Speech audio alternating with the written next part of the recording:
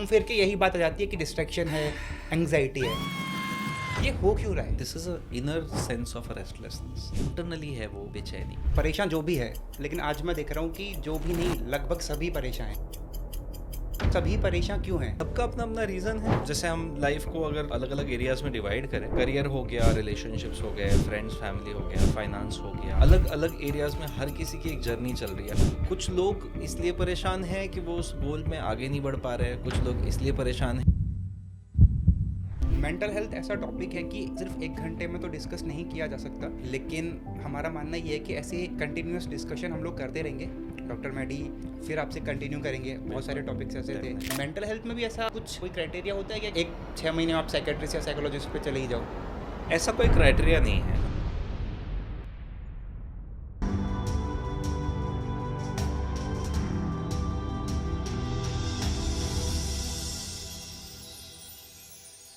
तो मधुर जी, मैं आपको क्या बोलूँ? डॉक्टर मधुर बोलूँ, मैडी बोलूँ, डॉक्टर राठी बोलूँ? जो भी आपको सही लगे। ठीक है, तो एक शायरी के साथ मैं स्टार्ट करूँगा। एक शायर ने बहुत ही अच्छी बात कही है, और आप उसको समझाना कि शायर ने क्या कहा है। कि वो बोलते हैं कि परेशान जो भी हैं सब अजीज़ हैं मेरे।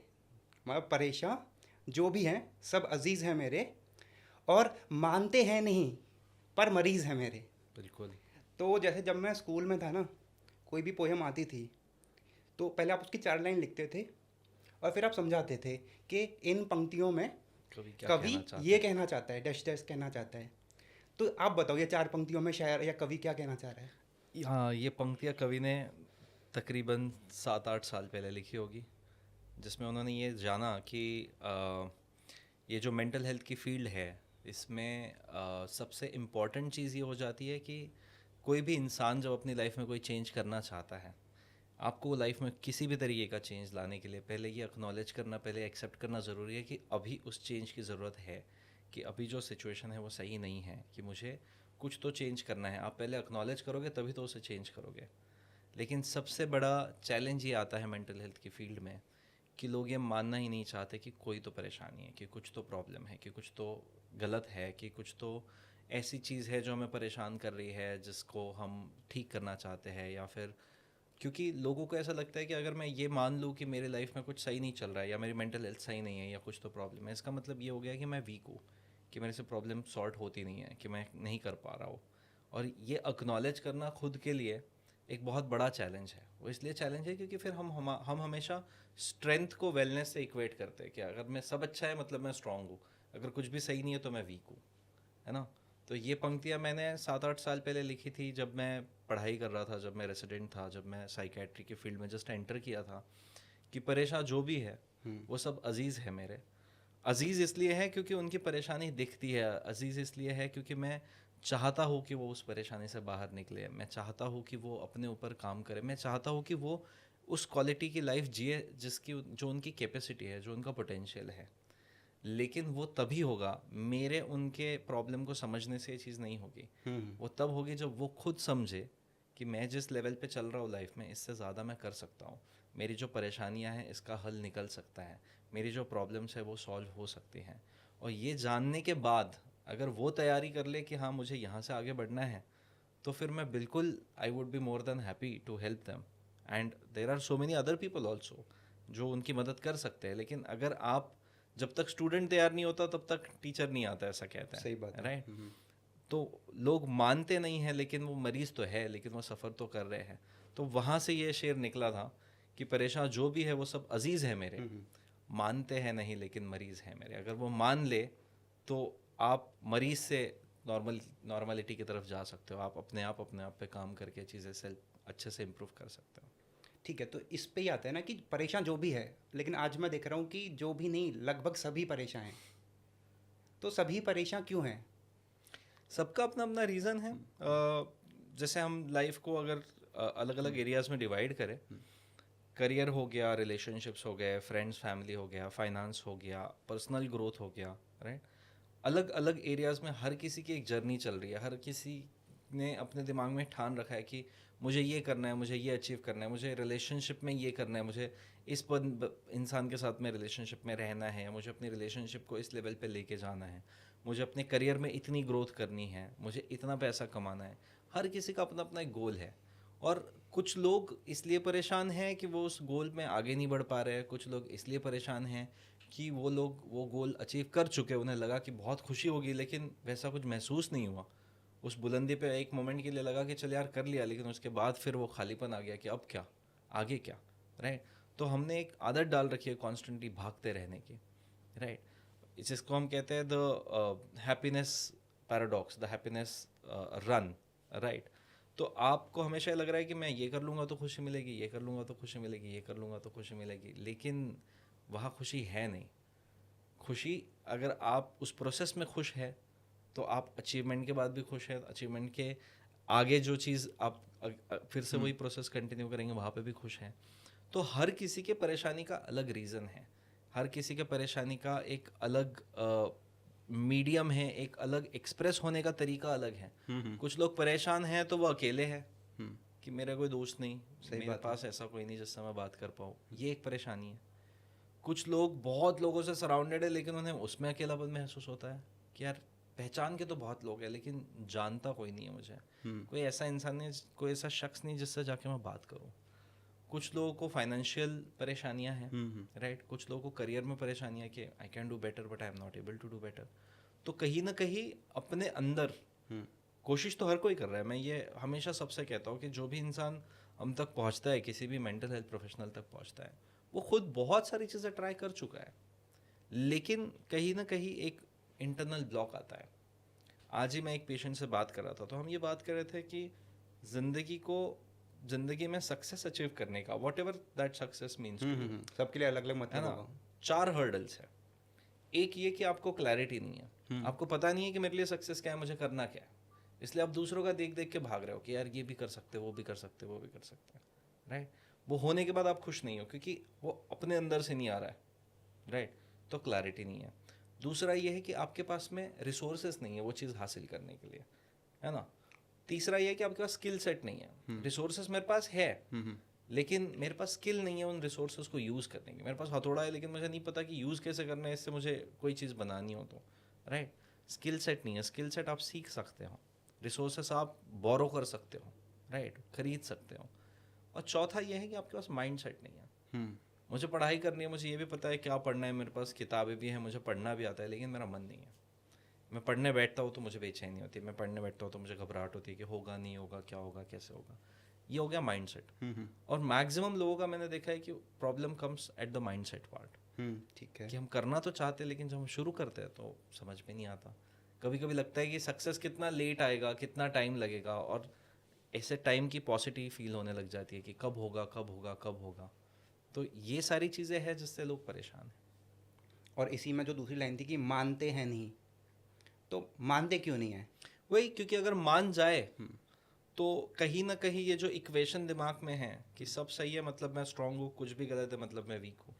द मोमेंट मैं ये मान लूँ कि कुछ भी गलत है, पहली उसकी मीनिंग मेरे दिमाग में निकलेगी कि मैं वीक हूँ। क्या मैं वीक हूँ? नहीं, मैं क्यों कहना चाहूँगा अपने आप से कि मैं वीक हूँ। लोग अपनी वीकनेस, अपने आप को वीक नहीं देखना चाहते, जबकि ये एक ज़िंदगी का हिस्सा है कि लाइफ में ऐसे टाइम्स आएंगे जब आप वल्नरेबल है, जब आप अपने 100% पे नहीं हैं, जब आप वो चीज़ नहीं कर पा रहे जो आपको लगता है कि आपने करनी चाहिए, और उसी डेफिसिट से तो आप वो स्ट्रेंथ लेके उस तरफ बढ़ेंगे ना। अगर आज मैं चाहूँ कि मुझे दिल्ली जाना है, मुझे पहले ये तो एक्नॉलेज करना पड़ेगा ना कि मैं दिल्ली में नहीं हूँ, मैं दिल्ली से बाहर हूँ, तभी तो मैं यहाँ से वहाँ तक की जर्नी कंप्लीट करूँगा। अगर मैं यही ना देख पाऊँ कि मैं हूँ कहाँ, सही बात तो है। मैं किस डायरेक्शन में जाऊँ। तो मानना पहले ज़रूरी है, लेकिन हमारे दिमाग में हम ये मान चुके हैं कि अगर मैंने अपने आप से कह दिया या किसी और से कह दिया कि मैं परेशान हूँ, तो इसका मतलब मैं वीक हूँ। और अगर किसी और के सामने मान ले और वो ये मानने लग जाए कि अरे तू तो वीक है, तो ये भी हमें नहीं चलेगा। लोग भी हमें वीक बोले तो अच्छा नहीं लगेगा, हम खुद भी हमें वीक बोले तो अच्छा नहीं, इसलिए मानते नहीं हैं। अगर मान ले तो फिर ठान लेंगे, और ठान लेंगे तो फिर अचीव भी मतलब आधी प्रॉब्लम तो आपके मानने से ही सॉल्व हो जाएगी। आधी प्रॉब्लम तो आपके मानने से आपको क्लैरिटी मिल जाएगी ना। मुझे अगर पता है, आज मैं सपोज कोई एग्ज़ाम दे रहा हूँ, पासिंग मार्क्स है 75, मुझे 50 मिल रहे हैं, ठीक है, मुझे पहले तो ये एक्नॉलेज करना पड़ेगा ना कि मेरे करंट स्टेट और मेरे आइडियल स्टेट के बीच में 25 मार्क का फ़र्क है। डिफरेंस है। ये जब मैं मानूंगा हम्म। कि चलो नहीं हो रहा है मेरे से, तो अब मुझे फिगर आउट करना है कि कैसे करना है। तो मैं किसी के पास जाके बात करूंगा कि भाई मेरे को 50 तक का तो आ जाता है, उसके आगे का क्यों नहीं हो पा रहा है। तो ये मानने पे ही तो आप एक्शन लोगे ना, मानने पे ही तो आप आगे बढ़ोगे। ये तो आपने बहुत अच्छा बताया, लेकिन एक चीज़ और भी हुई है कुछ टाइम से कि लोग मान नहीं रहे थे, लेकिन आजकल हम लोग देख रहे हैं कि एक जनरेशन या कुछ ऐसा भी आ रहा है जो कि हर छोटी बात पे बोल देते हैं मुझे डिप्रेशन हो गया है। मतलब कि सपोज़ आपकी लाइफ में कोई बहुत छोटा सा इंसिडेंस भी हो गया है, कोई छोटा सा स्ट्रेसर भी आ गया है, तो उसमें ही आप बोलने लग जाते हो कि डिप्रेशन हो गया है। तो वैसे डिप्रेशन कोई थर्मामीटर तो है नहीं जिससे आप नाप लो कि हाँ भाई आपका 104 है तो हाई डिप्रेशन है, 102 है तो कम डिप्रेशन है, 98 है तो नॉर्मल है। तो उसमें एज अ डॉक्टर और एज अ साइकेट्रिस्ट आप कैसे इवेलुएट करते हो अगर आपके पास कोई पेशेंट आ रहा है तो? देखिए ये है ना कि ये इसमें कोविड का बहुत बड़ा रोल है। कोविड ने इस डिस्कशन को बाहर लाया है कि एंग्जाइटी होती है, डिप्रेशन होता है, मेंटल हेल्थ स्ट्रगल्स है, लोगों को ट्रॉमास है, लोगों को इमोशनल इश्यूज आ रहे हैं। और इसका ये आफ्टर इफेक्ट है कि अभी वो कन्वर्सेशन शुरू हो गए हैं, राइट। कोई बच्चा जब छोटा होता है ना, तो जिसको हम टीथिंग बोलते हैं, जब दांत आता है तो वो हर चीज़ को चबाना शुरू कर देता है सही ना। कह रहे हो। उसका नहीं समझता कि कौन सी चीज़ क्या है, कौन सी चीज़ सही है, कौन सी चीज़ गलत है। वो तो सीख रहा है, वो तो अभी समझने की कोशिश कर रहा है। वैसे ही मैं ये कहूँगा कि जनरेशन्स के लिए मेंटल हेल्थ के बारे में कन्वर्सेशन करना, बात करना, ये एक नई चीज़ है अभी। Right now they know the terminologies and they are using. हम चाहते थे कि ये एवरीडे कन्वर्सेशन में ये चीज़ की बात हो, और वो हो भी रही है। लेकिन जैसा आप कह रहे हैं कि that might not be right every single time.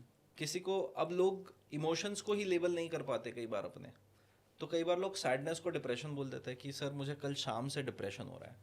अभी मैं जनरली उस चीज़ को एक्नॉलेज करता हूँ, लेकिन मैं एक्सेप्ट नहीं करता एज इट इज़। मैं उन्हें समझने की कोशिश करता हूँ कि what do you mean by depression, है ना। आपका मतलब क्या है, आप इस टर्म को किस कंटेक्स्ट में यूज़ कर रहे हैं। क्योंकि हम एज अ साइकेट्रिस्ट जब देखते हैं तो हम क्लिनिकल डिप्रेशन की बात करते हैं। क्लिनिकल डिप्रेशन एक ऐसी कंडीशन है जहाँ पे किसी चीज़ में मन नहीं लगना, हमेशा उदासी रहना, जो चीज़ें पहले अच्छी लगती थी वो करने का अब मन नहीं होना, शरीर में हमेशा थकान सी रहना, हमेशा वीकनेस, फटीग, भारीपन सा महसूस होना। ये सारे सिम्टम्स अगर 2 हफ्ते से ज़्यादा रहते हैं तो फिर वो क्लिनिकल डिप्रेशन है, जिसको हमें ट्रीट करना पड़ेगा। इसकी अलग अलग स्केल्स है जिससे हम उनकी सीवियरिटीज़ मेजर करते हैं। जो जहाँ बहुत सीवियर केसेस होते हैं वहाँ पे सुसाइडल अटेम्प्ट्स या बार बार सुसाइडल थॉट्स आना, ये चीज़ भी हो जाती है, राइट। उसी तरीके से अगर आप डिप्रेशन और क्लिनिकल डिप्रेशन 2 अलग टर्म्स को देखें तो आपको समझेगा कि जब कोई मुझे आके बोलता है कि सर मुझे डिप्रेशन फील हो रहा है इसलिए मैं आपके पास आया, मुझे ये तो पता है कि इंसान परेशान है और वो अपनी टर्मिनोलॉजी यूज़ कर रहा है उस चीज़ को बताने के लिए, जताने के लिए, राइट। लेकिन मेरा ये काम है कि मैं उसे उसके लेवल से समझ के लूँ कि आप एग्जैक्टली क्या एक्सपीरियंस कर रहे हैं, आप एग्जैक्टली किस दौर से गुजर रहे हैं। ये अगर मुझे समझो तो मैं ये समझ पाऊँगा क्या वो क्लिनिकल डिप्रेशन है, क्या वो एंग्जाइटी है, क्या वो सैडनेस है नॉर्मल, क्या वो नॉर्मल ग्रीफ रिएक्शन है कि किसी चीज़ का लॉस हो गया, ब्रेकअप हो गया, किसी की डेथ हो गई, is that reaction normal, expected reaction in that situation. क्या वो किसी तरीके की एडजस्टमेंट इश्यूज है कि आप नई जगह से यहाँ पे शिफ्ट हुए हैं, 1-2 महीने हुए आपको और आपको समझ में नहीं आ रही है चीज़ें, फिगर आउट कर रहे हो तो थोड़ी सी परेशानी हो रही है, right. There can be so many things that the person might be going through. He is using a term to make it easy for me to understand, but it is my job to know कि exactly क्या कहना चाहता है। और based on the severity, based on the problems, based on the issues that are happening right now, ये मेरा decision रहेगा कि मैं उन्हें समझाऊँ कि आपको दवाई की ज़रूरत पड़ेगी या नहीं पड़ेगी, आपको काउंसलिंग की ज़रूरत पड़ेगी या नहीं पड़ेगी। तो ये तो बहुत अच्छी बात है, मुझे तो बहुत अच्छा लगता है कि लोग इन टर्म्स को यूज़ कर रहे हैं। बट मैं ये भी कहना चाहूँगा कि all of these terms are not labels, they are diagnostic terminology. ठीक है। डायग्नोस्टिक टर्मिनोलॉजी का मतलब ये है कि ये मेडिकल कम्युनिकेशन के लिए यूज़ की जाती है ना।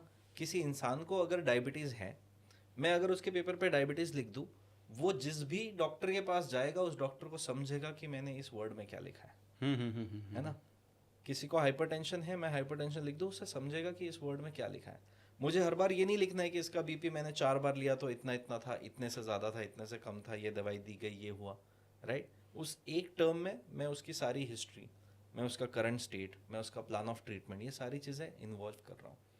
उसी तरीके से जब हम क्लिनिकल डिप्रेशन, जब हम एंग्जाइटी डिसऑर्डर बोलते हैं, हम एक चीज़ एक्सप्लेन करने की कोशिश कर रहे हैं to a fellow professional, right. अब आप उस कंटेक्स्ट से बाहर उठा के उस चीज़ को एवरीडे कन्वर्सेशन में यूज़ करेंगे तो definitely it will lose its meaning, right. लोग कहते हैं कि आप डिप्रेशन का लेवल लगा के कुछ भी कर रहे हो, लेकिन जो इंसान क्लिनिकल डिप्रेशन में नहीं है, एक चीज़ तो ये है कि वो परेशान है, that needs to be acknowledge कि they are trying to express something, ठीक है।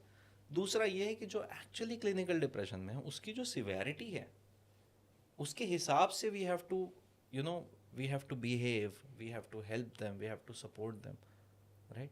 अगर वो नहीं हो रहा है तो फिर उस डायग्नोस्टिक टर्म का अब्यूज़ हो रहा है इन अ वे, कि आप उसे सिंप्लीफाई करके रेगुलर कन्वर्सेशन में यूज़ कर रहे हो, लेकिन दैट इज़ नॉट प्रोवाइडिंग। मतलब अगर मैं बोलूँ कि किसी को क्लिनिकल डिप्रेशन है, he needs a supervision, he needs treatment, he needs therapy, he needs to undergo a form of treatment to recover that. आप अगर बस ये बोल रहे हो कि हमें डिप्रेशन है लेकिन आप उसके आगे कुछ नहीं करना चाहते, है ना, तो फिर तो ये आधी चीज़ हो गई ना। फिर तो how do we even accept that is depression, because it's not evaluated, because it's your personal understanding of sadness और डिप्रेशन में फ़र्क है। डिप्रेशन एक बीमारी है, क्लिनिकल डिप्रेशन एक बीमारी है। सैडनेस एक नॉर्मल इमोशन है। नॉर्मल इमोशंस दिन भर में ऊपर नीचे होते रहते हैं, राइट। मुझे अभी 2 बजे किसी से मिलना था, मैं उस इंसान से नहीं मिल पाया, मैं उदास हूँ। शाम में 6 बजे मिल लिया, मैं खुश हो गया। बट क्लिनिकल डिप्रेशन वैसा नहीं है ना। डिप्रेशन मतलब परसिस्टेंट लो मूड, कुछ भी कर लो, कितना भी कर लो, आपका मन हमेशा उदास रहेगा, आपको अच्छा ही नहीं लगेगा, छोटी छोटी बात पे रोना आ जाएगा, चिड़चिड़ापन रहेगा। That is not sadness. Sadness is a part of depression, but it is more pervasive, it is all prevailing. It's like आपने काले कलर का गॉगल पहन लिया है, ठीक है। अब आप अपना फ्यूचर भी देखोगे तो आपको होपलेस फील होगा कि यार कुछ नहीं हो सकता। अपने आप को देखोगे आपको वर्थलेस फील होगा कि मैं तो कुछ कर ही नहीं सकता, मैं कितना बुरा इंसान हूँ, मैं कितना ख़राब इंसान हूँ। आपको अपनी सारी गिल्टी चीज़ें, अपनी सारी मिस्टेक, सारी चीज़ें, अपने आप को आप नेगेटिव लाइट में देखोगे, राइट। तो ये फ़र्क है using a term in a diagnostic में and using a term in a casual में। तो ये अच्छी बात है कि लोग उसे यूज़ कर रहे हैं, लेकिन जैसे छोटा बच्चा हर चीज़ पे काटने की कोशिश करेगा, हर चीज़ को खाने की कोशिश करेगा, वैसे as a community, as a society, हमें और वक्त है कि हम इन चीज़ों को एग्जैक्टली समझे कि कहाँ किस टर्म को यूज़ करना है, किस टर्म का एग्जैक्ट मीनिंग क्या है, और अगर वो टर्म यूज़ हो रही है तो उसके आगे के स्टेप्स क्या होने चाहिए। इसको अगर मान लो हम लोग, जैसे हार्ट डिजीज़ बहुत ही कॉमन है हमारे देश में या फिर बाहर भी, तो उसका भी ये माना जाता है कि आपने मान लो आपका लाइफस्टाइल ठीक नहीं है, आपने जंक फूड ज़्यादा खाया, ऑयली फूड आप खा रहे हो, प्रॉपर्ली सो नहीं रहे हो, तो धीरे धीरे करके आपका कोलेस्ट्रॉल बढ़ रहा है, जो ब्लड है उसके अंदर आप मान लो आपका खून गाढ़ा हो रहा है या कुछ भी हो रहा है, तो धीरे धीरे करके आगे चल के आपको हार्ट डिजीज़ या बाकी सारी चीज़ें होनी स्टार्ट हो जाती हैं। तो उसी में जो लाइफस्टाइल प्रिवेंटिव डॉक्टर्स रहते हैं, प्रिवेंटिव मेडिसिन हो गया, फिर जो लाइफस्टाइल प्रिवेंशन के लिए बताते हैं, वो कहते हैं कि अगर आप अपना लाइफस्टाइल सुधार लो, आप खाना ठीक खाओ, ज़्यादा जंक फूड ना खाओ, शुगर ज़्यादा ना खाओ, कैलोरी इनटेक प्रॉपर रखो, तो आप उस हार्ट डिजीज़ के स्टेज तक पहुँचोगे ही नहीं। सही बात है। सिमिलरली अगर इसकी कोरोलरी हम लोग मेंटल इलनेस पर निकालें, तो ऐसी क्या चीज़ है जो कि हम लोग स्टार्टिंग में करें कि वो डिप्रेशन या मेंटल का जो हमारा अवेयरनेस है या जो भी मेंटल डिजीज़ हमको हो रहे हैं वो ना हो। तो Right. उसमें क्या रहता है, अगर हम क्या चीज़ हम लोग फॉलो करना स्टार्ट करें? देखिए, एक चीज़ तो ये मैं बताऊंगा कि वो सारी चीज़ें जो आप हार्ट के लिए कर रहे हो, ठीक है, healthy eating, taking proper sleep, working out, exercising, ये सारी चीज़ें आपकी मेंटल हेल्थ को भी हेल्प करती हैं, क्योंकि माइंड और बॉडी साथ में रहता है, ठीक है। जब आपकी बॉडी हेल्दी रहेगी तो आपका माइंड भी रिलेटिवली हेल्दी रहेगा, ठीक है। मेंटल हेल्थ 3 पिलर्स पे बनती है, एक है सोशल, एक है साइकोलॉजिकल, एक है बायोलॉजिकल। बायोलॉजी मतलब आपका शरीर। अगर मेरा शरीर अच्छा है, जब आपको बुखार आता है तो आपका मूड अपने आप लो हो जाता है, क्यों? क्योंकि शरीर जब आपका 100% फंक्शनिंग नहीं है तो माइंड भी एग्जॉस्ट होने लग जाता है। हाँ, होता है, सही बात है। राइट। तो उसी तरीके से अगर आपको अपना माइंड हेल्दी रखना है तो हेल्दी बॉडी बहुत ज़रूरी है। That is one pillar which is also preventive, ठीक है। दूसरा ये है साइकोलॉजिकल। आपकी साइकोलॉजिकल मेकअप कैसा है, मतलब आप अपने आप को किस तरीके से देखते हो, आपकी सेल्फ एस्टीम कैसी है, आपका कॉन्फिडेंस कैसा है, आपकी सोशल स्किल्स कैसी हैं, आपको आपकी आइडेंटिटी क्या है, मैं अपने आप को किस तरीके से परसीव करता हूँ, मेरी स्किल्स क्या है। अपने आप को बनाने में, अपनी साइकोलॉजिकल माइंडसेट को बनाने में बहुत सारे फैक्टर्स का रोल होता है ना। जैसे कोई इंसान अगर बचपन में किसी ट्रॉमा से, किसी अब्यूज से गुजरे, या फिर पेरेंटल सेपरेशन हो गया, या फिर किसी तरीके का लॉस हो गया, छोटे बच्चे दुनिया को अपने पर्सपेक्टिव से देखते हैं, है ना। जब पेरेंट्स का डिवोर्स हो जाता है तो बच्चे को लगता है कि मेरे वजह से हो रहा है, मेरी कोई गलती है ना। These are the seeds of psychological traumas. ये सीड आगे जाके बड़े होंगे, राइट। जब ये इंसान आगे जाके लाइफ जीना शुरू करेगा, खुद रिलेशनशिप में जाएगा, खुद उसकी शादी होगी, तो कहीं ना कहीं ये चीज़ ट्रिगर होना फिर से शुरू हो सकता है ना। कि वो हर चीज़ को पर्सनली ले रहा है, लाइफ में जो भी फेलियर आ रहा है, मैं मेरे से ही नहीं हो रहा है, मेरी ही गलती है, मैंने ही कुछ गलत किया है, पहले से ये होता आ रहा है मेरे साथ में। ये जो बिलीव्स है, ये जो हमारी थॉट प्रोसेस है, ये जो हमारी बिलीफ सिस्टम है, इस पे काम करना ज़रूरी है। ये अगर हेल्दी बिलीव्स रहेंगे, हेल्दी कोपिंग स्किल्स रहेंगे आपके, राइट। जिसे हम कहते हैं डिस्ट्रेस टॉलरेंस, कि अगर किसी किसी जगह पे मुझे परेशानी हो रही है तो मैं कितनी उस परेशानी को संभाल पाता हूँ, कितना उस परेशानी को होल्ड करके अपने आप पे काम कर पाता हूँ, कितना मैं कितने बार गिर के उठ पाता हूँ, जिसे हम रेजिलियंस कहते हैं। This are all skills which are required to go through tough phases in life. अगर ये स्किल्स आपके पास नहीं है तो then you are more likely to get illnesses, right. और तीसरा है सोशल फैक्टर्स। सोशल एनवायरनमेंट कैसा है, आप ऐसी जगह पे हो जहाँ पे आपको हमेशा पॉइंट आउट किया जाता है, जहाँ पे आपको मिनिमाइज किया जाता है, जहाँ पे आपको अब्यूज़ किया जा रहा है, जहाँ पे आपको हमेशा ये बताया जा रहा है कि आप कितने गलत हो, आप सही इंसान नहीं हो, तो वो एनवायरनमेंट भी आपके लिए टॉक्सिक है। जैसे toxic work places, toxic relationships, बहुत लोगों के साथ घर में ये चीज़ें हो रही है, बहुत लोगों के साथ वर्क प्लेस पे हो रही है, बहुत लोगों के दोस्तों में हो रही है, बहुत लोगों के स्कूल में हो रही है, राइट। ये सोशल एनवायरनमेंट भी आपके मेंटल हेल्थ को बनाने में डेफिनेटली बड़ा रोल प्ले करता है, क्योंकि हमारा माइंड बाहर से ही तो चीज़ें उठा रहा है सारी। हाँ, वो बोला भी जाता है ना कि अगर कोई बच्चा स्कूल में बहुत ज़्यादा बुली हुआ है तो आगे चल के उसका कॉन्फिडेंस कभी डेवलप हो ही नहीं पाता। Exactly, exactly. और अगर उसका कॉन्फिडेंस नहीं डेवलप हो रहा है तो जो एक लैक ऑफ कॉन्फिडेंस सिम्टम है डिप्रेशन का, इसमें ऑलरेडी वो कम है। कोई भी किसी भी तरीके की लाइफ में हर्डल आ जाए तो it's more likely to go down. He might go and propose somebody, सामने वाले ने मना कर दिया, इसका कॉन्फिडेंस और नीचे चला गया, ये डिप्रेशन के एपिसोड में चला गया। This things can happen. तो इन तीन चीज़ों पे अगर हम काम करें, हमारी बॉडी, हमारा माइंड, सोशल एनवायरनमेंट के लिए हम दूसरों पे डिपेंडेंट हो गए कि हाउ आर दे ट्रीटिंग अस। लेकिन अगर बॉडी पे तो मैं खुद काम कर सकता हूँ, अपनी health, eating healthy, sleeping properly, taking care of my exercise routine, right, ये सारी चीज़ें मेरे हाथ में है। दूसरा बचा साइकोलॉजिकल फैक्टर्स, जहाँ पे भी आपको ऐसे फेजेस आने लगे लाइफ में कि चीज़ें थोड़ी डिफिकल्ट हो रही है, समझ में नहीं आ रहा है, इमोशंस मैनेज नहीं हो रहे हैं, या एक ही एक चीज़ बार बार रिपीट हो रही है, एंग्जाइटी हो रही है, आप किसी काउंसलर से, किसी थेरेपिस्ट से, किसी साइकेट्रिस्ट से, साइकोलॉजिस्ट से बात कीजिए। वहाँ पे थेरेपी का रोल आएगा। जितनी सारी चीज़ें हम लाइफ में सीख के आगे चलते हैं, कई बार हमें वो चीज़ें अनलर्न करनी पड़ती है, क्योंकि वो सारे फॉर्मूला लाइफ के उस स्टेज में बहुत अच्छे से काम कर रहे थे, आज नहीं कर रहे। आज हमें नया तरीका ढूंढना पड़ेगा उन चीज़ों को सॉर्ट आउट करने का, समझने का, राइट। तो ये काम थेरेपी में हो सकता है, जिसमें आप अपने साइकोलॉजिकल हेल्थ पे काम कर रहे हो। और अगर ये दो चीज़ों पे काम हो जाए तो सोशल एनवायरनमेंट में अपने आप बहुत मेजर चेंज आने लग जाता है, क्योंकि आप भी उस सोसाइटी का हिस्सा हो, आपका बिहेवियर खुद की तरफ बदल जाता है। You would not tolerate a place where you are being disrespected, क्योंकि आप अपने आप को सेल्फ रिस्पेक्ट बिल्ड कर रहे हो कि नहीं यार, मैं यहाँ नहीं रह सकता, मैं ये नहीं सह सकता। तो आपका सोशल एनवायरनमेंट डेफिनेटली ऐसी जगह चेंज होगा जहाँ पे यू फील मोर वैल्यूड, जहाँ पे यू फील मोर रिस्पेक्टेड। तो बायोलॉजिकल, साइकोलॉजिकल, सोशल, तीनों चीज़ों पे काम हुआ, अपने आप आपके ब्रेकडाउन होने के चांसेस कम हो जाएंगे, अपने आप आपकी लाइफ को एंजॉय करने का, आपके लाइफ को देखने का नज़रिया बदल जाएगा। तो ये चीज़ें अगर हम करेंगे, these are all preventive aspect, तो हमें इलनेस तक आना नहीं पड़ेगा। हम जब मेंटल हेल्थ की बात करते हैं, इनिशियली जब कोविड आया, मेंटल हेल्थ की बात करते करते लोग मेंटल हेल्थ इस वर्ड को ही इलनेस से इक्वेट करने लग गए। Mental health equals mental illness, but mental health की बात मतलब इलनेस की बात नहीं है, ये वेलनेस की भी बात है। वेलनेस मेंटेन करना, इसका मतलब ही है कि आप इलनेस को अवॉइड कर रहे हो। अगर मेरी हेल्थ अच्छी है अगर मैं एक बार हार्ट चेकअप कराऊँ, मुझे लगता है कोलेस्ट्रॉल थोड़ा सा बढ़ा हुआ है, मेरी फैमिली में हिस्ट्री है, मुझे पता है कि मेरा कोलेस्ट्रॉल बढ़ सकता है, मैं अपनी लाइफस्टाइल को चेंज कर रहा हूँ, मैं अपना कार्डियक वेलनेस बढ़ा रहा हूँ ताकि बाद में कार्डियक इलनेस ना हो। और एक मेजर चंक मेंटल हेल्थ का यही है कि आप मेंटल वेलनेस पे काम कर रहे हो, आप अपनी रिलेशनशिप्स पे काम कर रहे हो, आप अपने जॉब में अपने ऊपर अपने एनवायरनमेंट पे काम कर रहे हो, आप थेरेपी में अपने ब्लाइंड स्पॉट्स देख रहे हो, आप थेरेपी में अपने ट्रॉमास रिजॉल्व कर रहे हो, आप अपनी बॉडी को हेल्दी रख रहे हो। ये सारा वेलनेस का काम है, और अगर वेलनेस चलती रहेगी तो इलनेस का टाइम अपने आप नहीं आएगा।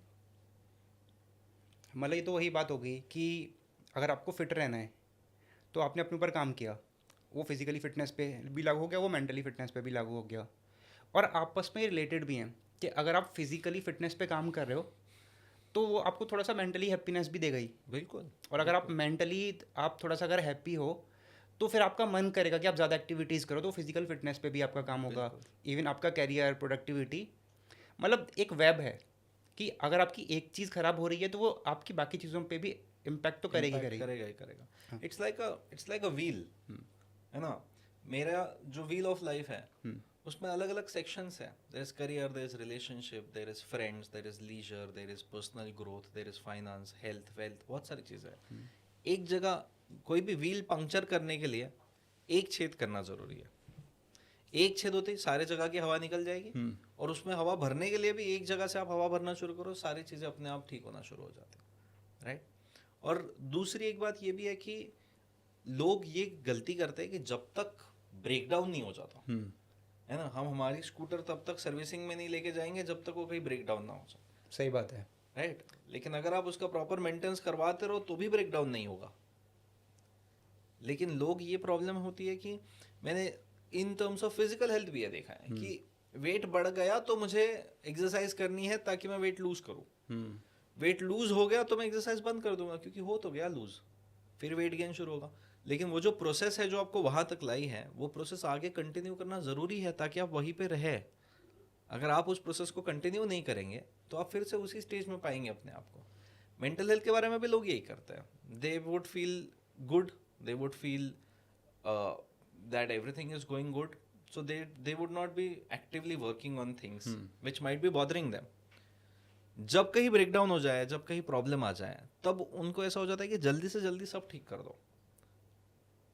लोग योगा, मेडिटेशन, एक्सरसाइज, ये सारी चीज़ें करते हैं जब उन्हें ये दिखने लगता है कि मेंटल हेल्थ सही नहीं चल रही है। थोड़ी सही होने लग जाए फिर वो सारी चीज़ें छोड़ देंगे। सही बात है। आपको जो गाड़ी आपको यहाँ तक लेके आई है, राइट, आप उसके पहिए निकाल दोगे तो फिर वो आगे कैसे बढ़ेगी? फिर तो आप वहीं पे अटके रह जाओगे। तो यही लूप चलता रहता है। So it requires constant efforts, continuously आपको वो प्रोसेस करती रहनी पड़ेगी, तब जाके आपको वो रिजल्ट भी मेंटेन रहेंगे।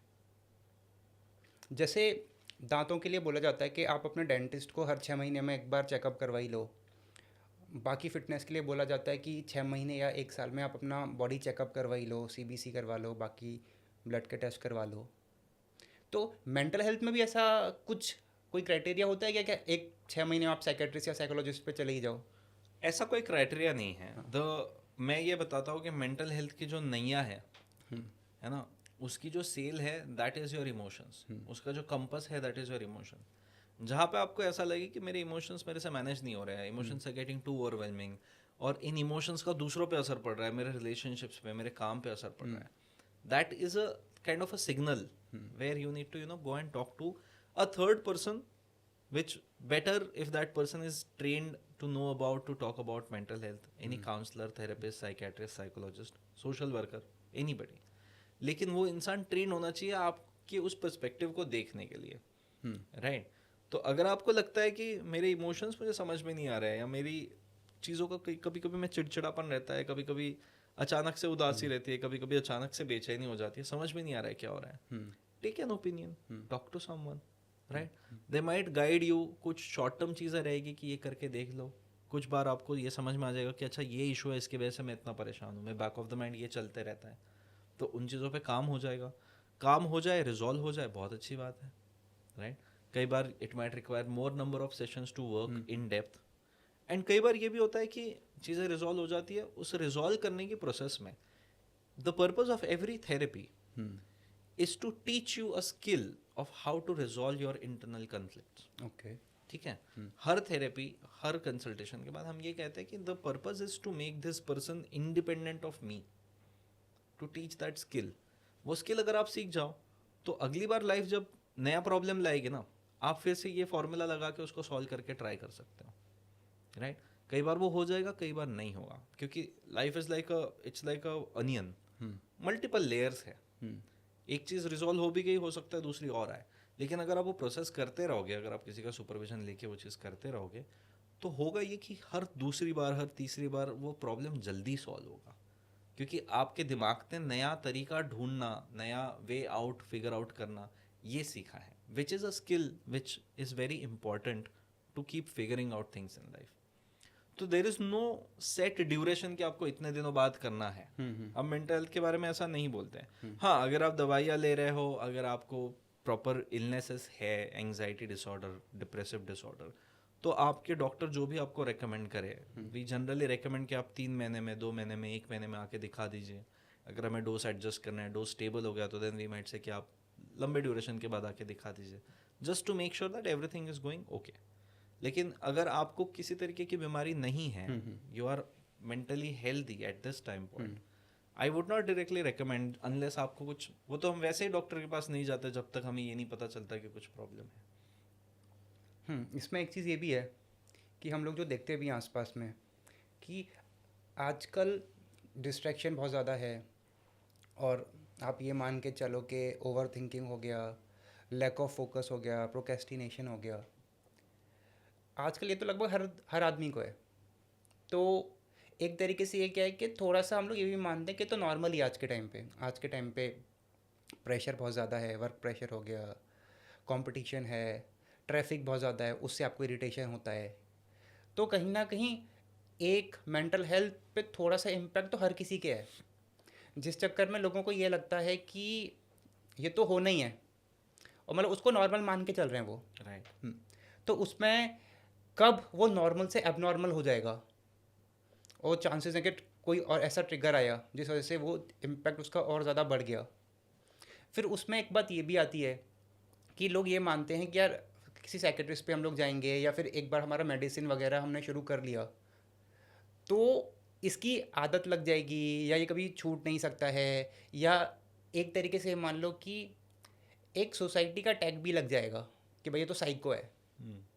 स्टिग्मा जो है, हाँ, वही पे वो आता है, मानते हैं नहीं लेकिन मरीज हैं. राइट. क्योंकि वो स्टिग्मा की वजह से नहीं मानते लोग. कमिंग टू योर क्वेश्चन कि कब पता चले, कब हम समझे कि क्या बेस लाइन है और कहाँ चीज़ें प्रॉब्लमेटिक हो रही है, इसे हम कहते हैं कि मेंटल हेल्थ के डोमेन में there are no, we generally talk about diseases. ठीक है. डिसईज मतलब अगर मुझे बैकएक है तो मुझे काम करना दिन भर का थोड़ा सा अनकंफर्टेबल रहेगा, I am not at ease. Mental health में हम बोलते हैं डिसऑर्डर. आपकी लाइफ का, आपका ज़िंदगी जीने का एक तरीका है, एक ऑर्डर है, एक सीक्वेंस है. ये मेरा दोस्त है, ये मेरा काम है, ये मुझे करना है, इतने बजे उठना है, ऐसे. ये मेरे दिन का बेसिकली शेड्यूल है. There is an order to your day. Psychiatric problems जब आती है, साइकोलॉजिकल प्रॉब्लम्स जब आती है, तो हम डिसऑर्डर की बात कर रहे हैं. डिसऑर्डर मतलब डिस्टर्ब्ड ऑर्डर. कि मैं अगर मेरे दोस्तों से जाके मुझे चिड़चिड़ापन हो रहा है, किसी भले वो ट्रैफिक का चिड़चिड़ापन यहाँ निकल रहा हो, राइट. पहले मैं वो एब्जॉर्ब कर लेता था, दोस्त से मिलकर खुशी होती थी, ट्रैफिक से इरिटेशन होता था. अब ट्रैफिक का इरिटेशन दोस्त तक चल रहा है, तो मेरी दोस्ती तो बिगड़ जाएगी ना. वो बोलेगा यार तू मेरे पे क्यों चिल्ला रहा है, मेरी क्या गलती है. हाँ, ऑफिस का आपके पास कुछ वर्क प्रेशर है, हाँ, वो आपका घर में फैमिली पे निकल रहा है, ऑफिस का घर पे निकलेगा, ट्रैफिक का दोस्तों पे निकलेगा, किसी चीज़ का सैडनेस है, किसी चीज़ का एंगर है, वो कहीं तीसरी जगह निकल रहा है. घर की प्रॉब्लम्स इतनी चल रही है कि ऑफिस में काम ही नहीं हो पा रहा है, फोकस ही नहीं हो पा रहा है. ऑफिस का स्ट्रेस इतना है कि घर आने के बाद नींद ही नहीं आती है रात में. तो आपका जो ऑर्डर है वो डिस्टर्ब हो जाएगा. इसको हम कहते हैं सोशल एंड ऑक्यूपेशनल फंक्शनिंग. ये नहीं हो रही है. ये जहाँ हो गया कि आपका सोशियो ऑक्यूपेशनल फंक्शनिंग इम्पेयर हो गया, ये हो गया डिसऑर्डर.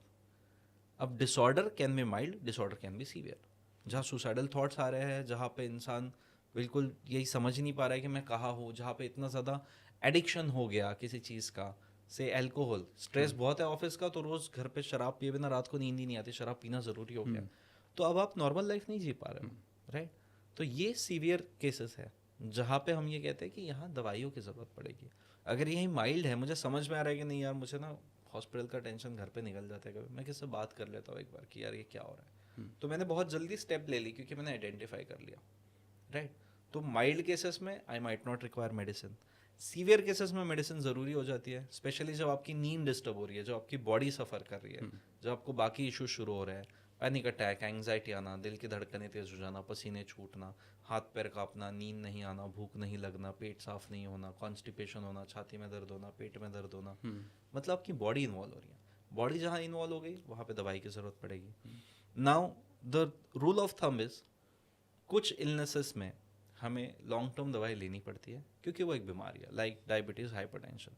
आप अगर दवाई नहीं लेंगे तो आपका मूड फिर फ्लक्चुएट होगा, उसको स्टेबल करने में फिर 4 महीने 6 महीने जाएंगे, उतना लॉस होने से अच्छा एक दवाई ले लो, चलने दो।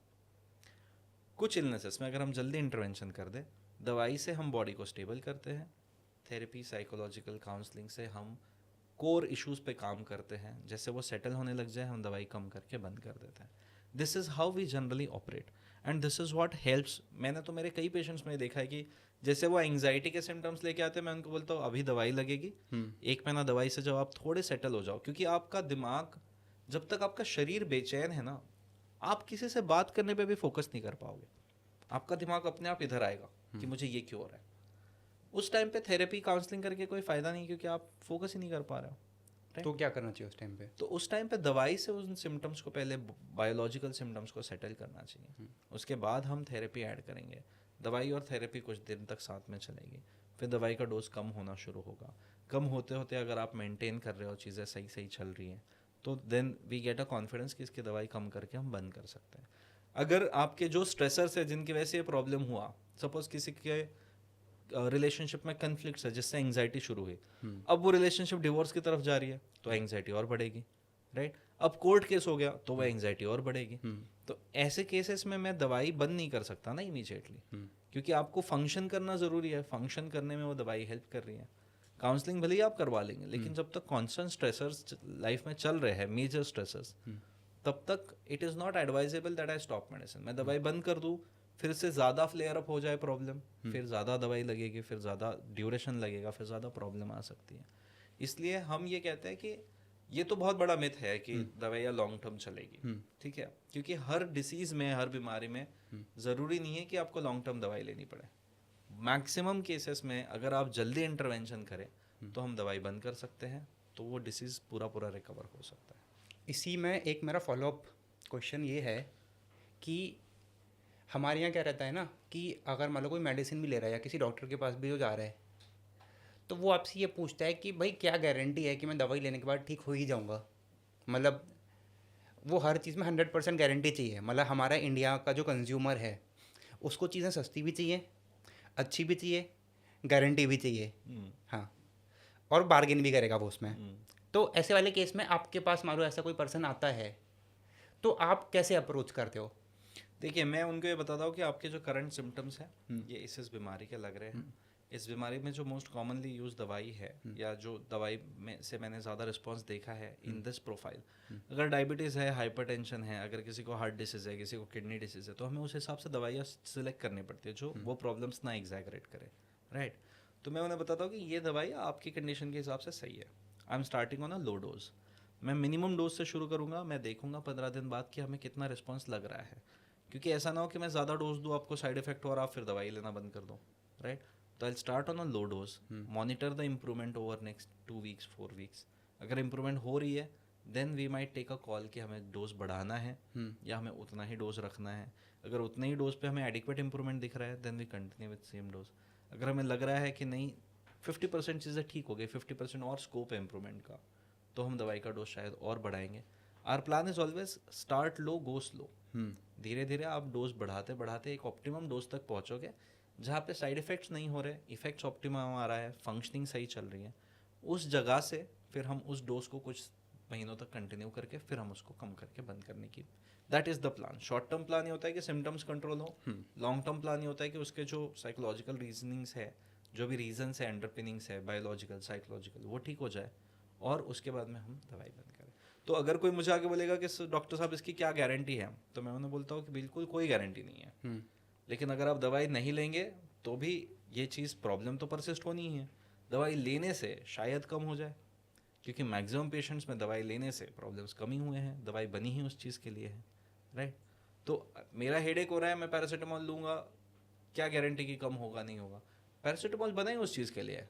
आप अगले 1 घंटे तक अगर वॉच करते रहोगे, हो रहा है हो रहा है हो रहा है नहीं हो रहा है, तो आपका ध्यान उधर ही रहेगा। लेकिन आप अगर लेके छोड़ दो तो थोड़ी देर बाद में आपको अपने आप को पेन रिलीफ होने लग जाता है।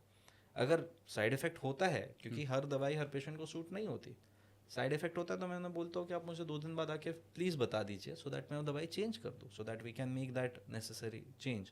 लेकिन अगर लोगों को ये होता है कि सर दवाई के साइड इफेक्ट तो नहीं होंगे, मैं बोलता हूँ देखिए बिल्कुल हो सकता है, क्योंकि साइड इफेक्ट तो रोड साइड खाई हुई पानीपुरी और समोसे के भी है, राइट। ऐसी कोई चीज़ ही नहीं है कि आप अपने शरीर में डाल रहे हो और उसका कोई साइड इफेक्ट ना हो। लेकिन हम दवाई साइड इफेक्ट के डर से नहीं ले रहे हैं, तो जो बीमारी चल रही है उसके भी अपने साइड इफेक्ट है, राइट। अगर आपको एंग्जाइटी चलती रहे तो उससे हार्ट डिसीज शुरू हो सकता है, अगर आपको एंग्जाइटी चलती रहे तो उससे डायबिटीज शुरू हो सकता है, अगर आपकी बॉडी स्ट्रेस में रहे कॉन्स्टेंटली तो आपको मसल पेन, माइग्रेन शुरू हो सकता है। ये तो बीमारी के भी साइड इफेक्ट है, राइट। दवाई का एटलीस्ट इफेक्ट ये है कि ये बीमारी कम होगी। हाँ, मतलब मेन इफेक्ट के ज़्यादा आप साइड इफेक्ट पे ज़्यादा फोकस कर रहे हो मेन से, हाँ, जो उसका मेन इफेक्ट है उस पर आप फोकस नहीं कर रहे। इफेक्ट पे फोकस करना ज़्यादा ज़रूरी है ना, क्योंकि अगर वो नहीं लोगे तो फिर तो बीमारी ही चलती रहेगी। फिर जैसी लाइफ चल रही है, पिछले 3 महीने में वो गिरती जा रही है, आपकी कंडीशन कम कम होती जा रही है, परेशान होते जा रहे हो आप नहीं लोगे दवाई तो अगले 3 महीने में और ज़्यादा परेशान हो जाओगे, and that's not worth it. वही 3 महीने दवाई ले लो तो हो सकता है कि you get back to normal. जब हम लोग सोशल मीडिया पे या अपने आसपास कोई ट्रॉमेटिक खबर सुनते हैं या देखते हैं, तो भले ही वो हमसे रिलेटेड डायरेक्टली नहीं है, मान लीजिए कहीं पे वॉर हो रहा है, वहाँ पे लोग मर गए, या अभी एक न्यूज़ यही था कि कफ सिरप पीने से बच्चों की डेथ हो गई काफ़ी, वो कफ सिरप की कंपनी ने ऐसा कफ सिरप बनाया कि जिसमें कुछ इश्यूज़ थे। एक अभी हमने मेडिकल के स्टूडेंट की ही न्यूज़ सुनी है कि उसकी अच्छी खासी रैंक आई थी, बट उसको डॉक्टर नहीं बनना था, उसके फैमिली वाले नहीं माने तो उसने एक अनफॉर्चुनेट स्टेप ले लिया। तो ये लोग पर्सनली हमसे रिलेटेड नहीं है, लेकिन जब इनकी न्यूज़ हम लोग सुनते हैं तो कुछ ना कुछ एक ट्रॉमेटिक या बैड फीलिंग हमको भी आती है, राइट। अब आप तो प्रोफेशनली वो काम कर रहे हो कि आपके पास जो भी कोई पेशेंट आ रहा है वो अपनी कोई ट्रॉमेटिक फीलिंग या वैसा कुछ लेके आ रहा है, दिन में आप 10, 20, 50 लोगों की जब वो स्टोरी सुनते हो तो how does it impacts you. मतलब भले ही वो पर्सनली आपसे रिलेटेड नहीं है, लेकिन आपने बोला कि आपके अजीज़ तो हैं, तो आपकी मेंटल हेल्थ पे कुछ इफेक्ट पड़ता है? आपको रात में वो चीज़ें सपने में आ रही हैं, सोच क्या होता है ना, ये हमारी ट्रेनिंग का हिस्सा है कि हम कैसे एक ऑब्जेक्टिविटी मेंटेन रखें उस चीज़ को देखते हुए। हमें एम्पैथी भी रखनी है कि हम आपका इशू समझ रहे हैं, बट हमें ऑब्जेक्टिव भी रहना है कि हम आपको हेल्प कर पा रहे हैं, क्योंकि I am trained to understand your issue and help you, right. तो इनिशियली जब मैं अपनी ट्रेनिंग में था तो कुछ चीज़ों को हम पर्सनली ले लेते थे, कुछ चीज़ें हमें अफेक्ट हो जाती थी, कुछ कहानियाँ हमारे साथ चलती थी कि यार ऐसा हुआ, ऐसा नहीं होना चाहिए, बुरा हुआ। तो हमारे फैकल्टी, हमारे प्रोफेसर से बात करते थे, वो हमें समझाते थे कि कैसे हमें वो attachment with a sense of detachment रखना है, कि हम उनकी हेल्प कर पाएँ, लेकिन ऐसा ना हो कि वो हमें ही कंज्यूम कर जाए उनके इमोशंस। इसलिए खुद के इमोशंस पे काम करना बहुत ज़्यादा ज़रूरी है। मुझे अगर किसी और को चेहरा देखने के लिए आईना बनना है तो मुझे अपने आप को, उस आईने को क्लीन रखना पड़ेगा ताकि उसे वो दिखे वो जो है, और मुझे वो इंसान वैसा दिखे जैसा वो है। अगर मेरे आईने में धूल जमी है तो मुझे अपने आप एक डिस्टॉर्टेड पिक्चर दिखेगा, which would hamper my judgement, which would hamper my treatment. तो हमें हमारे ऊपर काम करते रहना पड़ता है। हमें हमारे I go to therapy, I go and talk to my seniors whenever I come across any cases जो मुझे बहुत ओवरवेलमिंग से लगे। तो हमें खुद पे काम करते रहना ज़रूरी है ताकि हम दूसरों को हेल्प कर पाएँ। तो मतलब आप खुद एक स्पेशलिस्ट हो और आपकी भी थेरेपी लेने की ज़रूरत आपको पड़ जाती है। बिल्कुल, मेरी भी तो मेंटल हेल्थ है। नहीं तो ऐसा है नहीं कि मतलब आप खुद ऐसा जब फील कर रहे हो तो वो आपका वर्क या परफॉर्मेंस में भी शो करे। देखिए, कई बार being able to feel their emotions helps me to help them better, क्योंकि वो किसी का लॉस हुआ है, किसी के फैमिली में डेथ हुई है, तो कहीं ना कहीं कभी ना कभी मेरी भी तो फैमिली में डेथ हुई है, मैंने भी वो इमोशन जिया है, मुझे भी पता है कि वो लॉस कैसा होता है, right. And that also helps me make a judgement to know कि his sense of loss, is it in a normal range और इज इट एबनॉर्मल। अगर किसी की डेथ होने की वजह से इस इंसान को सुसाइडल थॉट्स आ रहे हैं, it's abnormal, it's not normal, right? तो अगर मुझे उसके इमोशन समझ में आ रहे हैं तो मुझे दो तरीके से ये चीज़ें इम्पैक्ट हो सकती है. एक, I can use it to help him. Second, I can let it affect me. The moment it starts affecting me, it means कि मुझे खुद पे काम करना भी ज़रूरी है. इट मीन्स कि मेरा maybe there is something unresolved in me which is why it is so much affecting me. तो मुझे वो रिजॉल्व करना ज़रूरी है. तो इसलिए हम ये कहते हैं कि every mental health professional should go to therapy, should keep on working on themselves. क्योंकि आप जब अपने आप पे काम करना बंद कर दोगे, जीवन में हम भी तो वही इमोशन जी रहे हैं जो हमारे पेशेंट जी रहे हैं. हम भी तो वही सोसाइटी में, हम भी तो वही न्यूज़ देख रहे हैं, वही वॉर सुन रहे हैं, वही रिलेशनशिप्स जी रहे हैं जो वो जी रहे हैं. हम भी तो उतने ही ह्यूमन बीइंग है. बस इतना फ़र्क है कि हमने ब्रेन के बारे में, बिहेवियर के बारे में पढ़ा है. तो हमें ये पता है कि अगर आप यहाँ आके अटक गए तो यहाँ से आगे कैसे जाया जा सकता है. हमें वो रास्ता चलना आता है. लेकिन हमारे खुद के भी कुछ ब्लाइंड स्पॉट्स हैं. वो रास्ता दिखाने के लिए हमें भी कई बार किसी और की ज़रूरत पड़ेगी. तो इसलिए इट इज़ ऑलवेज रिकमेंडेड कि हम भी अपने आप पे काम करते रहें. तो डॉक्टर मैडी, एक चीज़ जो आजकल बहुत ज़्यादा चल रही है, मतलब कि हर किसी को आज के टाइम पे, वो एंग्जाइटी. मे बी हम लोग स्क्रीन्स को बहुत ज़्यादा कंज्यूम कर रहे हैं. मे बी उस चक्कर में हमको स्लीप प्रॉपरली नहीं आ रहा है. तो हर किसी को कहीं ना कहीं पहुंचने की जल्दी है, जा कोई कहीं पे नहीं रहे. अगर आप ये भी देखो कि कभी आप फ्लाइट में देखना, जैसे ही फ्लाइट लैंड करती है, अभी तक उसका गेट नहीं खुला है, सबको उतरने की जल्दी है. सब एकदम सीट से उठ के खड़े हो जाते हैं और फिर अपना बैग उठाना स्टार्ट कर देते हैं. अबे उनको पता है यार, अभी तो टैक्सी कर रहा है प्लेन, उसके बाद निकलेगा, फिर गेट खुलेगा. गेट खुलने के बाद भी जब बस भर जाएगी तब आप सारे लोग जाओगे. राइट. और उसके बाद भी जो उसकी बेल्ट है, बेल्ट पे आपका बेल्ट बैग पे भी रखना पड़ेगा. ज़रूरी नहीं है कि पहले आपका ही बैग आ जाए. True. लेकिन फिर भी आप जल्दी में हो. मे बी यही चीज़ ट्रैफिक में आप देख सकते हो कि ट्रैफिक जाम लगा हुआ है, ये जाने वाली लाइन है, ये आने वाली लाइन है. यहाँ के लोग इधर आ जाते हैं, वहाँ के लोग इधर आ जाते हैं. ये चौराहे पे भी होता है. True. अगर रेलवे लाइन का सिग्नल है तो वहाँ पे भी यही होता है कि ट्रेन जाने वाली है, जल्दी जाना है. आपने यहाँ से भी पूरा ब्लॉक कर लिया और आपने वहाँ से भी पूरा ब्लॉक कर लिया है, कोई भी नहीं जा पाएगा. मेट्रो में भी होता है, उतरने वालों को भी जल्दी है, चढ़ने वालों को भी हाँ, जल्दी है. मतलब कि आप भरा हुआ है, आप जब तक लोगों को उतरने ही नहीं दोगे, जब तक मेट्रो में जगह ही नहीं बनेगी, आप चढ़ कैसे पाओगे. मतलब सेम चीज़ अगर हमारे ब्रेन की भी कॉर्लरी लगाई जाए कि जब तक जो बिलीफ्स आपके ऑलरेडी बने हुए हैं, जब तक आप उनको निकालोगे नहीं, अच्छे बिलीफ्स तब तक कैसे जाएंगे. True. तो ये सारा हो रहा है, घूम फिर के यही बात आ जाती है कि डिस्ट्रैक्शन है, एंग्जाइटी है. तो ये हो क्यों रहा है. ये जो आपने बताया ना कि लोगों को जल्दी है लेकिन कोई कहीं पहुंच नहीं रहा है, this is a inner sense of restlessness. Right. Internally है वो बेचैनी. राइट. कि कुछ हो जाएगा, वो अवॉइड करने के लिए हमें जल्दी पहुंचना है, या हम नहीं पहुंचे तो क्या होगा. ये जो है ना कि क्या हो जाएगा, पता नहीं क्या हो जाएगा, that fear of unknown is what brings anxiety. Anxiety कोई बुरी चीज़ नहीं है. ठीक है. एंग्जाइटी एक सर्वाइवल मैकेनिज्म है. जब हमारे एंसेस्टर जंगलों में रहते थे, they had to be anxious, they had to be careful, they had to be looking around. और एंग्जाइटी एक कॉग्निटिव प्रोसेस है, एक मेंटल प्रोसेस है, एज वेल एज एक बायोलॉजिकल प्रोसेस है. उसको तो मानना भी सही है, क्योंकि जब लोग जंगल में रह रहे थे तो ये प्रोटेक्शन तो था नहीं. जानवर ऊपर से भी आ सकता है, तब शेर भी आ जिंदा सकता है. रहने के लिए एंग्जाइटी ज़रूरी थी कि मैं अलर्ट रहूँ, कि मैं अपनी बॉडी को एक्टिव रखूँ, कि मैं अगर कुछ आ गया तो ये दिमाग ने ये मैकेनिज्म ढूंढ रखा है, बना रखा है हमें बचाने के लिए. राइट. कि कोई कहीं से किसी चीज़ का फियर रहे, किसी चीज़ का डर रहे, किसी चीज़ की अनसर्टनिटी रहे, तो मेरा दिमाग एक सिग्नल देता है पूरे शरीर को कि भैया रेडी हो जाओ, हमें भागना पड़ सकता है, जिसके हम कहते हैं flight and fight response. Fight and flight. ठीक है. उसके लिए आपकी बॉडी को रेडी होना ज़रूरी है. आपका हार्ट रेट बढ़ेगा, आपका ब्लड फ्लो बढ़ेगा, आपकी ब्रीदिंग बढ़ेगी, आपका पेट मूवमेंट होगा, आपके मसल्स में टेंशन बढ़ेगा.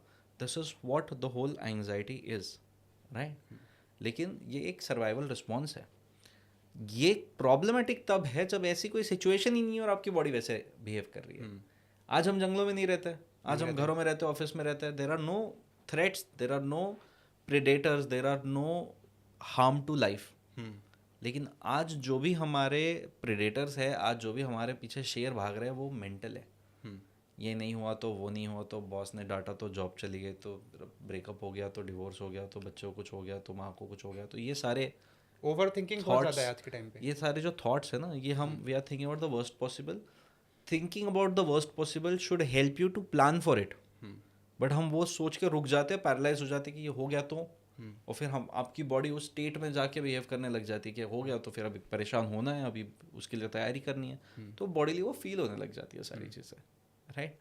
ये है एंग्जाइटी, ये बार बार हो रहा है, तो जैसे मैंने बोला तो ये हो गया एंग्जाइटी डिसऑर्डर. डिसऑर्डर को हमें ट्रीट करना है, एंग्जाइटी को हमें समझना है कि मेरे दिमाग में क्या चल रहा है जो चीज़ मुझे इतना रेस्टलेस बना रही है. कौन सी वो बेचैनी है कि जिससे मैं भागना चाहता हूँ, कौन सी वो बेचैनी है कि जो मुझे हमेशा सुकून नहीं आने देती. क्या होता है कि जब मैं अकेला रहता हूँ, आंखें बंद करता हूँ, सोने की कोशिश करता हूँ, क्या थॉट्स मेरे दिमाग में आ रहे हैं, ये वही थॉट्स है जो आपकी एंग्जाइटी में कंट्रीब्यूट कर रहे हैं. अगर and that is where therapy works very well for a anxious brain, for an overthinker, क्योंकि थेरेपी आपको वही समझाएगी कि how can you distant yourself from your thoughts, how can you see them differently. ऐसे cases में हम कई बार मेडिटेशन रेकमेंड करते हैं. Meditation is what? Meditation is a process to calm down your brain, calm down your mind, to be in the moment. We are basically suppose to be in the moment. हम जंगलों में रहते थे, हम नदियों में नहाते थे, पानी पीते थे, गुफाओं में जाके सोते थे, हमारा कोई ऑफिस का टाइमिंग नहीं था, कोई चीज़ नहीं थी, right. That was all living in the moment. फिर we created more things, which is good. We wanted to create a sense of life, sense of living, sense of identity, sense of creating a sense of safety. वो सारी uncertainty हमें safety की तरफ लेके आई, ठीक है. और ये सारी सेफ्टी हमें फिर से मेंटली अनसर्टनिटी की तरफ लेके जा रही है. तो अगर हम अपने दिमाग को शांत करना सिखा दें, तो that is where we would be able to take charge of this anxiety, to know कि देखो मुझे तभी उतरना है जब सबको उतरना है. मैं जल्दी उठने से मैं जल्दी उतर नहीं जाऊंगा, राइट. मुझे तभी जाना है जब बस को जाना है. मैं पहले भाग के कोई अपनी बैग उठा नहीं पाऊंगा. मुझे बैग तभी मिलनी है जब वो आनी है. बट मेरे वहाँ खड़े होने से बैग के आने तक मैं कितना रेस्टलेस हूँ, मैं बिल्कुल परेशान खड़ा हूँ, इसका मतलब कुछ तो यहाँ चल रहा है, right. I am trying to control something that I can't control, right. I am worried about something. Bag कब आएगी? बैग आने तक मैं ऐसे भी खड़े रह सकता हूँ, मैं गाने पे गुनगुना सकता हूँ, क्योंकि वो तो जब आएगी वो तभी आएगी, राइट. लेकिन ये उसी माइंड को पॉसिबल है जिसमें अंदर से बहुत भूचाल नहीं चल रहा, जो इन चीज़ों को समझ पाता है कि मेरे कंट्रोल में क्या है, what is in my control and what am I concerned about. What ever I am concerned about is what makes me feel restless. क्योंकि कंसर्न ऐसी चीज़ है जिस पर मेरा कोई कंट्रोल नहीं है, लेकिन कंसर्न में भी कोई पार्ट होगा जो मैं कंट्रोल कर पाता हूँ. जैसे आई एम कंसर्न कि क्या आज बारिश आएगी, राइट. मुझे पॉडकास्ट शूट के लिए जाना है, कहीं मेरे कपड़े ना भीग जाए, कहीं मेरे जूते ना ख़राब हो जाए, मुझे तो पॉडकास्ट के लिए जाना है.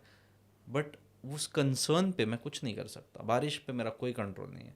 क्या मैं छाता लेके निकलूँ? हाँ, इस पे मेरा कंट्रोल है, राइट. करेक्ट. तो अगर मैं अपने कंट्रोल की ही चीज़ कर लूँ तो मेरा कंसर्न अपने आप सेटल डाउन होना शुरू हो जाएगा. और वो एक क्लियर माइंड का काम है. जब आपको क्लैरिटी है, जब आप अपने आप को थोड़ा शांत कर पाओगे, तो आप फिगर आउट कर पाओगे कि मुझे क्या परेशान कर रहा है, तो इसमें से मैं क्या रास्ता ढूंढूं, मैं क्या कर सकता हूँ, व्हाट्स इन माय कंट्रोल. और जैसे आप अपने सेंस ऑफ कंट्रोल पे काम करोगे तो कंसर्न अपने आप सेटल होने लग जाएंगे, एंग्जाइटी अपने आप कम होने लग जाएगी. जैसे आपने बताया, मतलब फ़्लाइट का ही अगर मैं एग्जांपल दूँ, तो आपके कंट्रोल में एक चीज़ है, जैसे जो मैं करता हूँ कि मैं कोशिश करता हूँ कि मैं थोड़ा सा लाइट ट्रैवल करूँ. मेरे पास जो बैग हो वो इतना बड़ा हो कि कैबिन में ही आ जाए, तो मेरे को चेक इन करना ही ना पड़े. हाँ. तो अगर मैं चेक इन करूँगा नहीं, तो पहले तो मेरे को जल्दी नहीं आना पड़ेगा चेक इन करने के लिए. मैं वेब चेक इन कर सकता हूँ, मेरे पास टिकट अपने पास ही आ जाएगा, मैं सीधे सिक्योरिटी पे जा सकता हूँ. और जब मैं फ़्लाइट से उतरा तो मेरे को बेल्ट पे रुकने की ज़रूरत नहीं है. मेरे पास जितना बैग है मैंने उठाया, मैं निकल दिया. तो मैं आधा घंटा पहले बजा सकता हूँ, आधा घंटा बाद में बजा सकता हूँ. ये मेरा कंट्रोलेबल है. लेकिन हाँ, इसमें एक रेस्ट्रिक्शन आ गया कि फिर मेरे को लाइट ट्रैवल करना पड़ेगा. फिर मैं बहुत ज़्यादा चीज़ें लेकर ट्रैवल नहीं कर सकता. यही मेरे हिसाब से आज के टाइम पे हो भी रहा है. But then there is a pros and cons for everything ना. आप ज़्यादा लेके ट्रैवल करो तो आपको ज़्यादा रुकना पड़ेगा, तो ज़्यादा जल्दी निकलना पड़ेगा, फिर रास्ते का ट्रैफिक, फिर वहाँ का चेक इन का टाइमिंग, फिर चेकआउट का टाइमिंग, वो सारी चीज़ें काउंट हो गई. तो it's there is always something that we are doing and paying a price for it, something that we are not doing and paying a price for it. वो तो ट्रांजैक्शन लाइफ में होने हैं. Now you have to decide कि मुझे कितना चीज़ affordable है, कितनी नहीं है. क्या मैं क्या कर सकता हूँ, क्या नहीं कर सकता हूँ, कौन सी चीज़ ज़रूरी है, कौन सी नहीं है। और ये सारे डिसीजंस लेने के लिए आप अपने मन को जितना शांत रख पाए वो आपको आसान होगा। कई बार हम इतने सारे कपड़े बैग में भर के जाते हैं, फिर उतना तो यूज़ भी नहीं होता है, उतना तो हमें ज़रूरत भी नहीं पड़ती है, राइट। लेकिन हर चीज़ को, हर इन a way I would say, her outcome को अचीव करने के there are multiple ways. We are operating in a way that we know कि मेरे दिमाग में मैंने मेरे पापा को ये करते हुए देखा है तो मैं भी यही कर रहा हूँ, राइट। बट जैसे टाइम चेंज हुआ, if we can figure out newer ways, if we can figure out more creative ways, if we can figure out, relearn some things, retrain our brain, तो हो सकता है कि हमारी शांति अपने आप हम अचीव कर पाए, हमारी एंग्जाइटी, बेचैनी हम अपने आप कम कर पाए। तो वक्त के बदलते हैं, हमें भी तो थोड़ा थोड़ा बदलना पड़ेगा ना। And that it is always going to be something you get, something you don't get. और मे बी जो हमारी कंडीशनिंग इतने टाइम से होते आ रही है, जनरली हमारी कोशिश ये रहती है, मतलब इवन अगर मैं आपको फिजिकल फिटनेस में जिम का सिनेरियो भी लूँ कि आपने वेट बढ़ाया है 4-5 साल जंक फूड खा के, 10-12 साल जंक फूड खा के, अब आप 100-120 किलो पे पहुँच चुके हो। आप जिम जाते हो और उनसे पूछते हो कि 3 महीने में मेरे एब्स बन जाएंगे, कि भाई आपने 30 साल तक तो कुछ काम किया नहीं, अब आप 3 महीने में चाह रहे हो कि 120 किलो से आपके एब्स बन जाएं, फैट परसेंटेज अंडर 10 आ जाए। सेम चीज़ अगर मेंटल हेल्थ के सिनेरियो में भी देखें कि 30 साल तक तो आपने कुछ किया नहीं, वो कंडीशनिंग आपकी 30 साल से होती आ रही है। अब आप चाहते हो कि भाई मैं 10 मिनट योगा करूं, मेडिटेशन करूं, 1-2 वीडियोस मैंने देख लिए, एक बार थेरेपिस्ट पे भी चला गया मैं, तो 2 या 3 महीने में मैं ठीक हो जाऊं। आई थिंक एक्सपेक्टेशंस भी थोड़ा सी यहाँ पे हम लोग बिल्कुल। गलत मान रहे हैं लोगों की। बिल्कुल बिल्कुल, जल्दबाजी है। हम इंस्टेंट ग्रेटिफिकेशन के एरा में जी रहे हैं। आपने ब्लिंकिट किया, 10 मिनट में घर पे आ गया। हाँ, और 10 मिनट से ज़्यादा हो जाता है तो फिर लोगों को बेचैनी होने लग जाती है कि आ नहीं रहा है। और मैं, आप कैब बुक करते हो, कैब आने तक आप फ़ोन देखते रहते हो, आ रहा है नहीं आ रहा है, आ रहा है हाँ। नहीं आ रहा है। We have to, these are the small small moments where we have to train our brain to tolerate that distress, to tolerate that delay, to tolerate things not happening as per our wants, as per our needs, right. क्योंकि अगर आप वहाँ वो चीज़ कर पाओ तो आप life के दूसरे एरियाज़ में भी उसे अप्लाई कर पाओगे, तो आप पेशेंस सीखोगे। और पेशेंस एक बहुत ज़रूरी चीज़ है when you are working on mental health. मेरी मेंटल हेल्थ पिछले 30 साल में जो बनी है वो 3 महीने में मैं नहीं बदल सकता, मैं नया इंसान नहीं बन सकता। वो बन भी गया तो वो सस्टेन नहीं करेगा, सस्टेनेबल नहीं है वो, राइट। मैं एब्स बना लूँगा स्टीरॉइड दे लेके, उसके अपने अपने साइड इफेक्ट्स है बाद में, राइट। 3 महीने में कर लिया, लेकिन abs banana is not everything. Abs को मेंटेन करने के लिए तो वही चीज़ें करनी है वापस से। फिर उससे अच्छा तुम उस चीज़ को क्यों ना, why not live in the moment and do exercise for the sake of doing exercise? We are doing things and not enjoying them, not living them. We are just doing them for an outcome, and when that outcome comes then we feel empty कि कर लिया, अब क्या, अब और हमें मे भी थोड़ा सा शो ऑफ के लिए भी हम लोग कर रहे हैं कि हम लोग whatever that outcome is, दिखाना चाह रहे हैं लोगों को। whatever that outcome is, क्योंकि मैं खुद नहीं चाहता लेकिन दूसरों पर अच्छा लगेगा, मैं ये भी कोर्स कर लेता हूँ, मैं ये भी कर लेता हूँ, मैं वो भी कर लेता हूँ, उसके बाद क्या, वो होने के बाद फिर मेरा दिमाग खाली हो गया, फिर वो तीसरी तरफ भाग रहा है कि यार इससे तो कुछ नहीं होगा, फिर ये वाला कर लेता है, राइट। बट क्या आपने सीखा, क्या आपने वो मोमेंट जिए, क्या आपने वो चीज़ें लर्न की, क्या आपने एक्चुअली अपने ऊपर काम किया, क्या उस चीज़ का आपके ऊपर कुछ फ़र्क पड़ा। अगर मैं एक्सरसाइज इसलिए करूँ क्योंकि मैं एक्सरसाइज एंजॉय करता हूँ तो मैं डेफिनेटली ज़्यादा एक्सरसाइज करूँगा दैन फॉर डूइंग 6 पैक। जिस दिन 6 पैक आ गया उसके दूसरे दिन क्या बंद कर दूँ? नहीं, वो तो करना ही पड़ेगा, प्रोसेस तो चलती रहेगी ना। तो अगर आप प्रोसेस को एंजॉय करना सीखो तो आप आउटकम से अपने आप को नहीं अटैच करोगे, और जितनी ज़्यादा बार आप उस प्रोसेस को करते जाओगे आप अपने आप बेटर होते जाओगे। Tendulkar did not start batting because he wanted to be the god, he started batting because he enjoyed doing it. Every time he got a chance to go on the pitch, he enjoyed doing it. If you enjoy something, you are more likely to do it. अगर आप batting enjoy करते हो तो आप सिर्फ match में नहीं enjoy करोगे, आप नेट प्रैक्टिस में भी एंजॉय करोगे, राइट। आप उसकी स्किल सीखना चाहोगे, आप उसके बारे में ज़्यादा जानना चाहोगे। ये आपको अपने लाइफ के हर डोमेन में, रिलेशनशिप में, फाइनेंस में, करियर में, अपने पर्सनल ग्रोथ में अप्लाई करना पड़ेगा कि I should be in the moment. मैं यहाँ पॉडकास्ट में बैठा और मैं मेरे पेशेंट के बारे में सोच रहा हूँ तो ना मैं वहाँ हूँ ना मैं यहाँ हूँ, राइट। तो ये डिस्ट्रेस हमें टॉलरेट करना पड़ेगा। जितना हम डिस्ट्रेस टॉलरेट कर पाएंगे उतना हमारा पेशेंस बिल्ड होगा, जितना हमारा पेशेंस बिल्ड होगा उतनी हमारी एंग्जाइटी अपने आप कम होगी, क्योंकि हम अपनी बॉडी को बोलेंगे कोई बात नहीं, all is well, you are safe, कोई प्रेडेटर नहीं है, कोई फियर नहीं है, देख लेंगे जो होगा, विल फिगर इट आउट। एक बार आप ये भी बताओ कि शायरी आपका हॉबी हो गया, डॉक्टर या मेडिसिन आपका प्रोफेशन हो गया, तो कौन सा आपके ज़्यादा करीब है दिल के? आई थिंक मेरी जो फील्ड है ना, उसमें दोनों चीज़ें एक साथ में आती है। शायरी is about emotions, my field practising as a psychiatrist, as a therapist is about emotions. तो मेरे लिए दोनों चीज़ें सेम है। मैं जब पेशेंट्स देखता हूँ तो कई बार ये होता है मेरे सामने पेशेंट बैठा रहता है, मैं दिमाग में शायरी चलती रहती है, उनकी बात सुन के मुझे शायरी याद और आप आती है। उनको सुना भी देते हो कि अच्छा आप अपनी प्रॉब्लम बाद में बताओ, एक शेर सुनाता हूँ आपको। नहीं, मैं कई बार बोलता हूँ पेशेंट्स को, कई बार आई आस्क देम कि अगर आपको शेर व शायरी में इंटरेस्ट है तो this is what I understood what you are trying to say, and patients बहुत ज़्यादा रेजोनेट कर जाते हैं उस पोएट्री से, उन्हें समझता है कि हाँ सर ये एग्जैक्टली यही हो रहा है हमारे साथ में, राइट। तो मुझे नहीं लगता it would be very difficult for me to choose कि मैं डॉक्टर हूँ या मैं पोएट हूँ। मुझे लगता है मैं I call myself doctor Madhur, नहीं डॉक्टर मैडी। उसमें जो मैडी वाला पार्ट है वो पोएट्री वाला पार्ट है, जो डॉक्टर वाला पार्ट है वो मेरा प्रोफेशनल पार्ट है। And I am very happy to be working in a profession where both of my interest, the human mind comes into picture, क्योंकि उसमें इमोशंस आ गया, उसमें पोएट्री आ गई, उसमें आर्ट आ गया, उसमें हार्ट आ गया, उसमें माइंड आ गया, उसमें बिहेवियर आ गया, उसमें लाइफ आ गया, उसमें सारी चीज़ें आ गई एक साथ। तो जैसे हम लोग बोलते हैं ना कि मुर्गी आई पहले या फिर अंडा पहले आया, तो ये साइकेट्री आपकी लाइफ में पहले आई जिस वजह से अपने शायरी में आपका इंटरेस्ट बढ़ा, नहीं, या आपकी नहीं। लाइफ में शायरी पहले थी जिस वजह से आपने सोचा कि चलो साइकेट्री में ले शायरी बहुत पहले से थी मेरी लाइफ में। मैं जब 5th-7th स्टैंडर्ड में था तब से मैं पोइट्री करता था। कहीं ना कहीं पोइट्री की वजह से I also chose psychiatry because I wanted a branch where my poetry gets better, where I get to see more of raw human emotions which would help me write more, and where I would even get time for my own self. मुझे ऐसी branch नहीं चाहिए थी कि जिसमें मैं खुद के लिए काम ना कर पाऊँ, मैं खुद के लिए वो चीज़ें ना कर पाऊँ जो मेरे दिल के करीब है। That is also one of the reason why psychiatry was one of my preferred choices. And poetry पहले आई, फिर साइकेट्री आई, फिर आज मुझे नहीं पता दोनों में डिफरेंस क्या है। एक 4 लाइन के साथ आप इसको कंप्लीट करना चाहो आज के पॉडकास्ट? बिल्कुल।